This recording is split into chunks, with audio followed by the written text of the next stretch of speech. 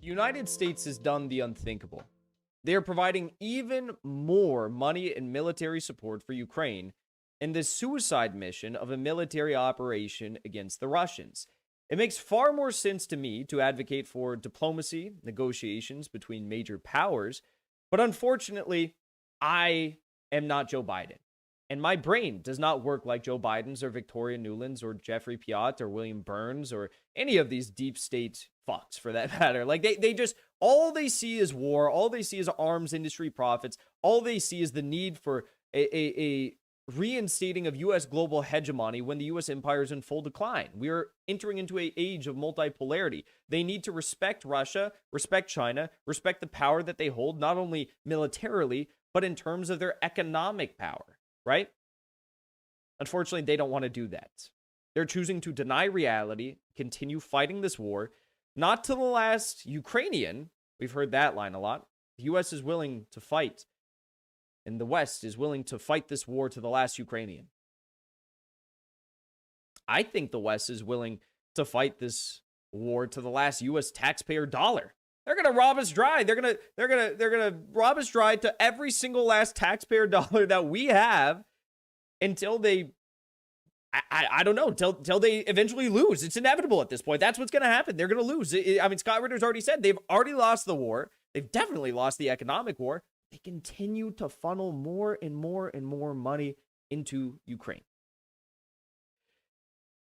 And now this, on top of the $4 billion plus that Biden has already sent to Ukraine in military aid and support, Biden is seeking $33 billion for Ukraine.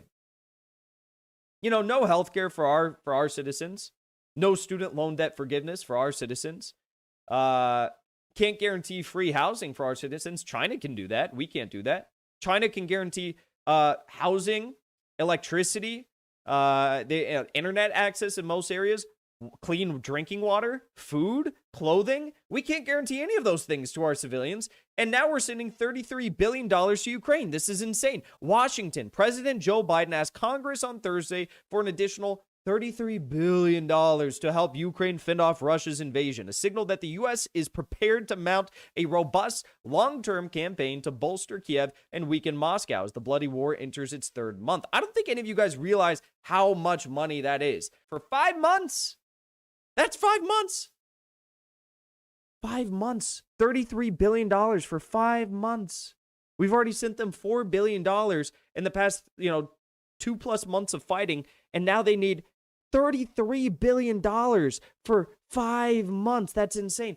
So they explicitly state that the $30 billion would come directly out of your fucking coffers. If you are a U.S. citizen, $33 billion out of your coffers. The only thing this is going to do is line the pockets of deep state aligned oligarchs in Ukraine. No one is going to be helped by this money. It's not going to help the war effort. Sending dollar bills to Ukraine is not going to help the war effort. There's nothing that the U.S. could do right now to help the war effort. They should be encouraging, demanding, if I might say, Ukraine to bring about a peace negotiation. Okay, this is what they should be doing.